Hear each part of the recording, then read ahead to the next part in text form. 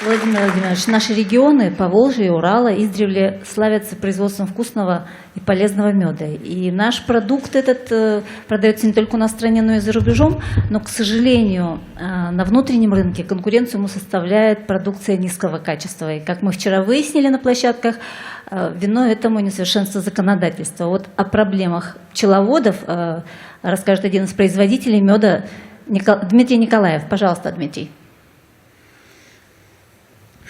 Добрый день. Добрый день, Владимир Владимирович и уважаемые присутствующие. Меня зовут Николаев Дмитрий, я из города Анжеро-Судженск Кемеровской области. И на моем предприятии, на пчелохозяйстве, трудится 120 пчелосемей. И моя жена и мои 7 детей там работают. Вы поняли, как мед действует? Рекомендую. Целебные свойства меда показаны на практике. Прям вот супер. Ну, на моем предприятии еще трудится также 8,5 миллионов пчел. И я являюсь таким крупнейшим работодателем, одним из крупнейших. Вот. Да, пчелы. Мы поняли, мы поняли. Сегодня мое предприятие добывает и производит более 5 тонн меда. Пока. Более 5 что? Более 5 тонн меда. Более 5 тонн меда. И нами активно интересуются иностранные покупатели. И мы сотрудничаем, сейчас начали сотрудничать и с японскими, и с китайскими, американскими, канадскими дистрибьюторами, которые закупают наш российский мед. И в целом Россия, она входит в десятку крупнейших производителей меда. И полностью покрывая практически внутренние запросы, мы имеем возможности, пчеловоды, поставлять свою продукцию на Запад, на экспорт. И мы имеем в этом огромнейший потенциал и желание, что самое главное наше. Но согласно международным законам, мы, поставщики своей продукции, должны соблюдать требования ветеринарные той страны, куда поставляем. А они в большинстве своем очень жесткие, в большинстве стран практически. И мы их, конечно же, выполняем. Но наряду с этим и с тем изобилием на нашем рынке меда, на нашем рынке много случается случаев фальсифицированной продукции. И полки и гипермаркетов, и так называемые ярмарки, многие завалены продукцией, в которой входит мед, в кавычках, но в нем всевозможные усилители вкуса, всевозможные красители, там такие цвета, что невозможно. Допустим, мед с маточным молочком, и он белый.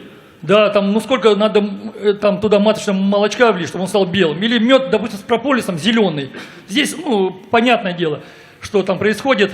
И, и еще к этому же добавляется такая опасность, что из-за того, что наши ГОСТы существующие, они сегодня не могут отличить настоящий мед добросовестных пчеловодов от меда, содержащей продукции или недоброкачественной продукции, на наш рынок могут заходить из иностранных государств не совсем качественный товар. Здесь тоже один момент такой есть.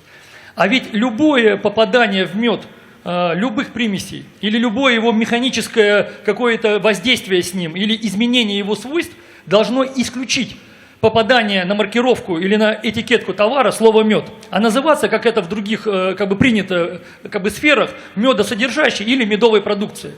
И в связи с этим, Владимир Владимирович, у нас у пчеловодов России, потому что за мной стоят сотни тысяч наверняка пчеловодов, я их, многие меня знают, стоят, я говорю про пчеловодов, а мне здесь говорят, что миллиардов пчел, да, еще пчел миллиарды стоят.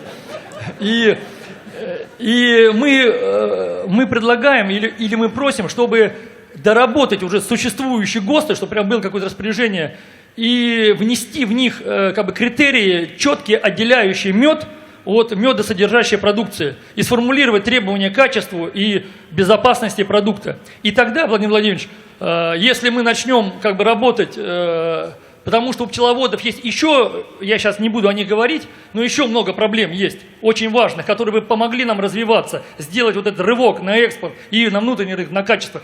Но я уверен, если мы с вашей помощью это начнем делать, тогда, как я уже неоднократно шутил, в каждой шутке есть доля шутки, остальное все правда. Мы, пчеловоды России, мы можем возможно проложить рядом с нефтегазовыми трубами свои медовые и залить Запад нашим русским качественным, прекрасным медом продуктом. Спасибо за внимание. Дима, вы сказали по поводу того, что на наш рынок поступает некачественная продукция из других стран. Какие вы имели в виду? Что это? Ну, вы знаете, я так очень осторожно скажу, да, прямо здесь все Китайская Народная Республика.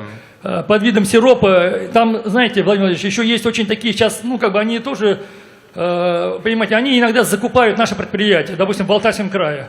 Могут так было, да, такое, что закупать и под видом как бы уже как бы алтайского меда, где-то, может быть, это вредит напрямую тем же как бы алтайцам бренд. И нам такие вот как бы моменты, они очень сильно нам как бы вредят имиджу нашему. Но есть еще и внутренние вот эти проблемы, которые, в принципе, они как бы продукт. Пусть это будет сироп, там, медовый.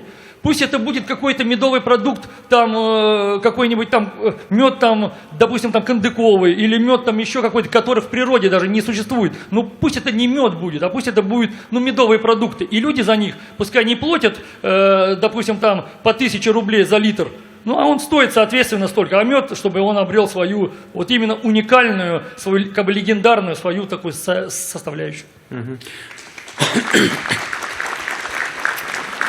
Ну, как вы понимаете, вы сами знаете, что касается меда и вот проблем, о которых вы сказали, они не оригинальные. То же самое недавно мы обсуждали, по-моему, тоже на прямой линии телевизионной, в отношении молочной продукции, в которую при производстве там сыров и прочей продукции добавляют пальмовое масло. И это вот вызывает, естественно, правильное нарекание со стороны добросовестных товаропроизводителей. То же самое и меда касается. Насчет китайского меда, думаю, что вы ошибаетесь, потому что у нас китайский мед, он сократился на нашем рынке раза в 3 за последние несколько лет. А основной мед к нам поступает как раз из тех стран, где технические регламенты весьма такие высокие. Это Австрия, это Франция, вот, европейские страны. Вот. Для того, чтобы нам отрегулировать этот вопрос, нам нужно теперь его решать на уровне Евразийского экономического союза. У нас должен быть единый регламент.